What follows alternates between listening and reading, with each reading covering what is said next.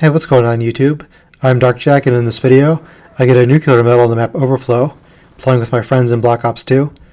And in today what I want to talk about is why old video games were so difficult. And when I say old video games, I mean NES games and Super Nintendo games, not the original Xbox or PS1 or PS2. Now these games were pretty difficult, and there were two main reasons for that.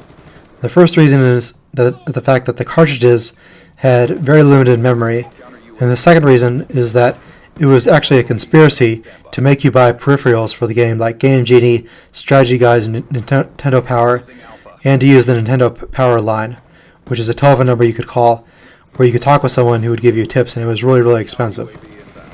So old video games were very difficult for these reasons. And when I was a kid, I would play NES games. The NES was my first console that I owned, and the first game I ever beat was Zelda, which was pretty challenging, but not nearly as challenging as a lot of other games. And games like Battletoads and Contra, and Super Mario Bros. 2, and Ghosts and Goblins, and Teenage Mutant Ninja Turtles with its really difficult dam level.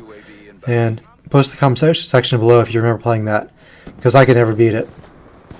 Those games are really, really challenging, and they made them challenging for specific reasons. They didn't just make those levels challenging just because they were sadistic and they wanted to make you suffer.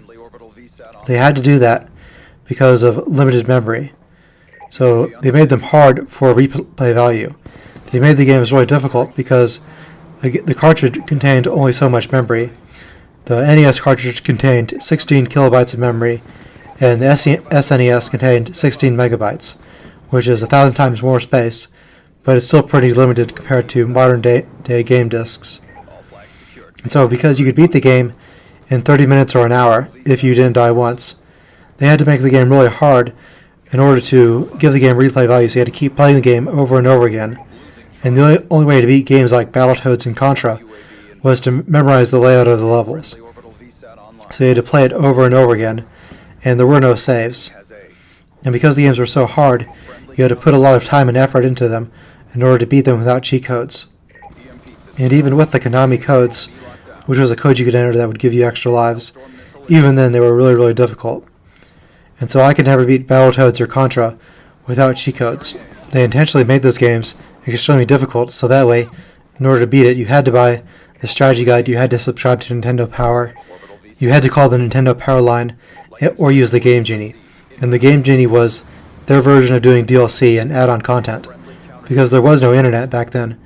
If you wanted to find out how to beat a level, you had to buy the strategy guide. There was no game packs back then. You couldn't look up on YouTube how to beat a certain level. So gaming back then was much more challenging and arguably more expensive back then, because you had to buy the strategy guide for the game you wanted to beat. And with Game Genie, when Game Genie came out, it was great because it allowed you to beat these really hard games. So everyone had to have one. And when Game Genie came out, it did not apply to future games, only to games that had been released up until that point. And so if a new game came out that you couldn't beat, you had to buy the new version of Game Genie for that game. So you had to keep on buying Game Genie to have the latest version of it. And you also had to buy the strategy guides as well. And some of the strategy guides were really well done, and some of them were not that great. And so to supplement the strategy guide, you could subscribe to Nintendo Power, which was a magazine that had strategy guides and walkthroughs and maps of all the newest games. And that was a nice feature, but it was their version of doing the subscription fee. Whereas now we have Xbox Live, back then it was Nintendo Power. That was Nintendo's subscription service. And then there was the Nintendo Power line, and that was a complete rip-off. I never actually used it because I had Game Genie and strategy guides. I was pretty good at gaming, and I was never bad enough that I had to call and ask for help. And that service was a complete rip-off because it was extremely expensive. I've read many stories on the internet of people who used it as kids, and they ended up getting $100 phone bills, and their parents were not very happy, and so as a result, they were grounded. So when thinking about it, it was pretty funny back then to have to call someone if you needed help in a video game, rather than just asking your friend. But that was the way it was back then. There was no internet, and before the internet, games were a lot more difficult. And so now games are much easier, and instead of relying on Game Genie or strategy guides, video game developers rely upon DLC and microtransactions to make additional money, rather than through making the game very difficult. They instead pad the length of the game to make it long, and that way the game has replay value through additional side quests or endgame content, rather than through an extremely difficult game that takes forever to memorize. Because today gamers have a shorter attention span, and they're not as willing to put up with difficult games. If a game is too difficult or challenging or cheap, then they'll just trade it to GameStop and get a new game that's easier.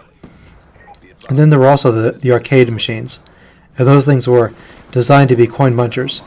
The designers intentionally made the game so difficult that you had to keep putting money in order to beat it.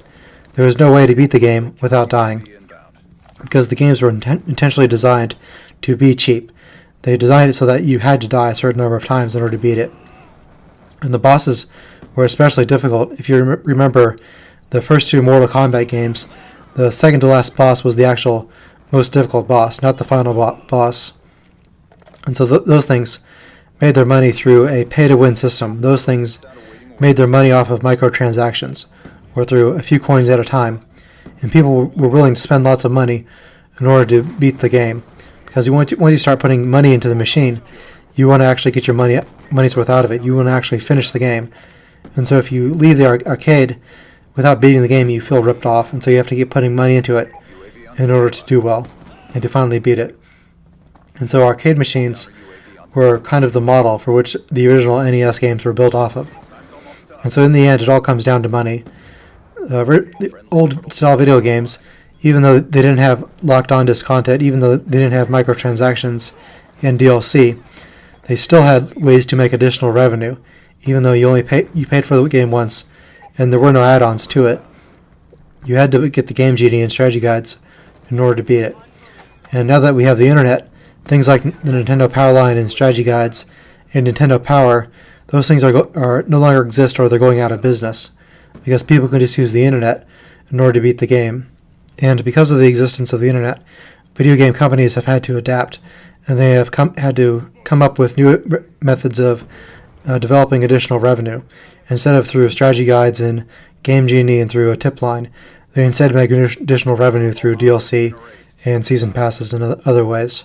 So I hope you guys enjoyed this video, and I'll see you guys later.